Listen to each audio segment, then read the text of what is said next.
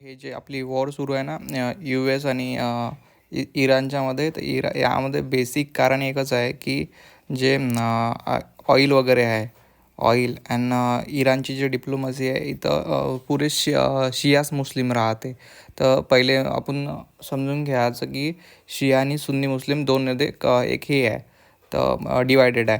आणि then इथची diplomacy म्हणजे इथं पीस आणण्यासाठी ह्या जो ट्रम्प आहे हा म्हणे मी इथं खमैनीले मारून टाकलं भाऊ ना. काहून की इथं डिप्लोमसी आणायची होती इराणमध्ये. तर इथं अनस्टेबिलिटी झाली आहे आता सध्याच्या कंडिशनला. तर यामध्ये इस्राईलचा एकच फायदा आहे की त्याचा इथं सर्वात जास्त आता हा आहे न्यूक्लिअर पॉवर कंट्री. आणि हे सुद्धा इराणसुद्धा न्यूक्लिअर कंट्री बनत आहे मिडल ईस्टमध्ये. तर आता इंडियाचा यामध्ये इफेक्ट एकच होतो आहे की आपल्या इंडियामध्ये 75% ऑइल रिझर्वायर आहे सध्याच्या कंडिशनला शिल्लक. तर यामधलं 9 दिवसाचं ऑइल रिझर्वायर आपल्यापाशी संपलेलं आहे.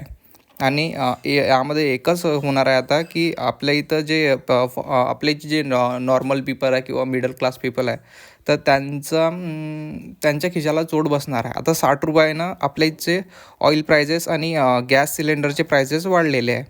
देन आपण यामध्ये अजून एक बघू शकतो की जो आता किम जॉन उन आहे तो सुद्धा यामध्ये पार्टिसिपेट केलं आहे. त्यांनी काल त्याचं एक ट्विट होतं की इथचे जे पीपल आहे नॉर्थ कोरियाचे, तर इथले पीपल इराणमध्ये फसले आहे आणि यांच्यावर हमले होत आहे. तर हे म्हणत आहे किम जॉन उन की माझे पीपल तू सोडून दे, आणि जर तुम्ही नाही सोडलं त्यांना तर म्हणजे आता हा जो आहे तो हा कोणत्याच बाहेर देशातल्या लोकांना जाऊ देत नाही आहे. म्हणजे इथचा जो आता सुप्रीम लीडर बनला आहे याचा भाऊ खमिनीचा, तर तो म्हणते की मी कुठल्याच पीपलला जाऊ देत नाही. तर तो हा म्हणते की हा